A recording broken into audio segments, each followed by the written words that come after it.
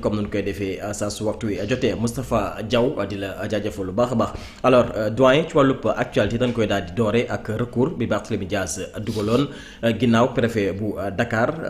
génnee li nga xam ne nag moo di benn arrêté préfectoral daal di déclaré démissionnaire ki nga xam ne nag moo di Barthélémy Dias en tant que conseiller municipal de la ville de Dakar mu attaqué woon boobule décision ci li nga xam ne nag moo di kanamu cour suprême nag bërki démb la chambre administrative de la cour suprême daal di yee yàbbi ci boobule requête daal di koy déclaré irrecevable alors doyen sa jàngat encore une fois beneen bataille judiciaire bu Barthélémy Dias perte fële nga xam ne nag moo di ca kanamu cour suprême encore. Bon, c'est là le cas de Barthélémy Dias. Vraiment, il faut que nous comprenions Barthélémy Dias. Barthélémy Dias est un acteur politique. Amoon fi tur trop commencé woon doon émerger dem ba ci biir lu bëri dab ko ci diggante bi bon histoire rattrapé ko ba tax pratiquement Barthélémy li ko dal ko fii mu toll fi. Il fait de la politique da doon jouer il a perdu. Du moment qu'il a perdu gis na ne léegi moom en tant que acteur politique bu deful ndànk s'il fait pas attention il risque mu effacer wu ci sphère politique bi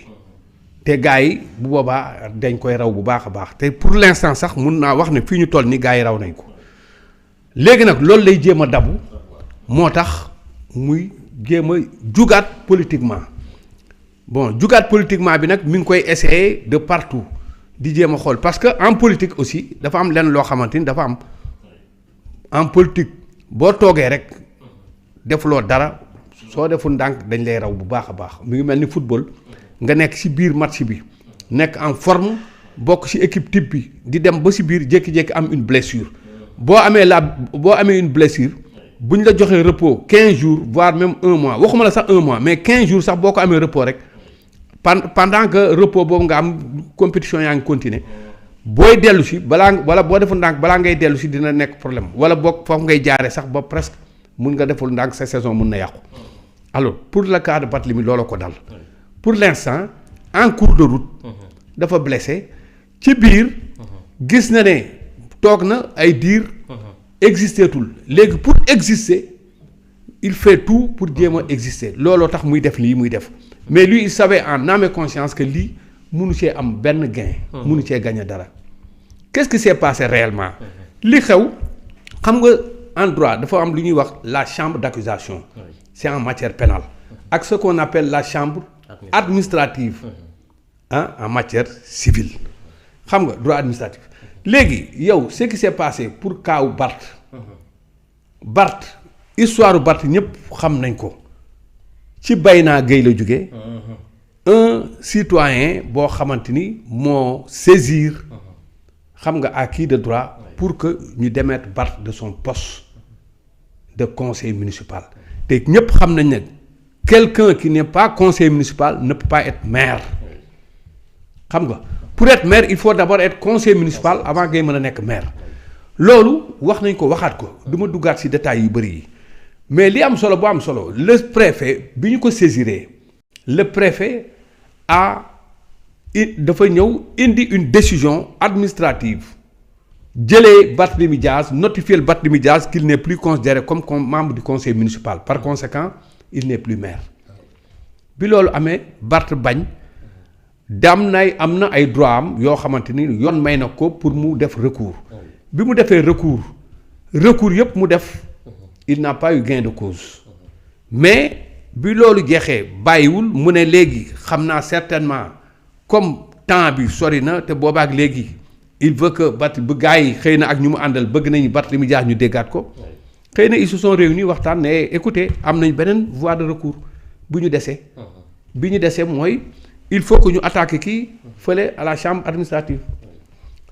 saisir la chambre administrative bi ñu saisir la chambre administrative bi dañu fàtte ne ñoom la chambre administrative ne statue uniquement que si li nga xamante ni moom la préfet bi di est-ce que le préfet dafa jéggi yoon est-ce que préfet bi dafa def li ñuy wax violation mais chambre administrative du àtte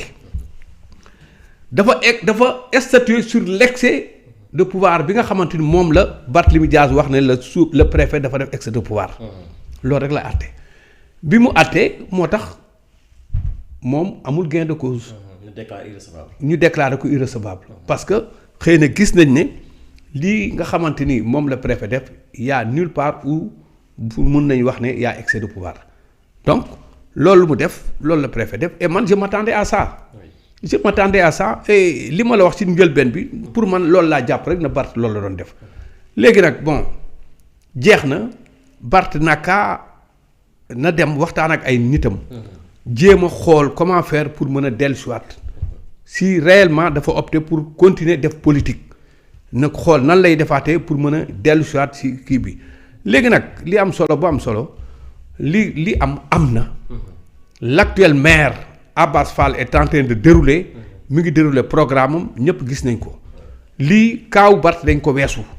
li ma leen mën a conseiller comme conseil parce que après tout Barthélémy Dias bon bu dul dara sax am naa si ay jarbaat am naa si ay doom yoo xamante ni ñi ngi fii te moom lañu àndal te xale yooyu bon bu dul dara am na si ñoo xamante ni ils sont compétents am na si xale yoo xam am na ñu ñam mënoon nañu xëy na peut-être si politique bi émerger si wala mënoon nañ si politique bi liñ ci bëgg am ko si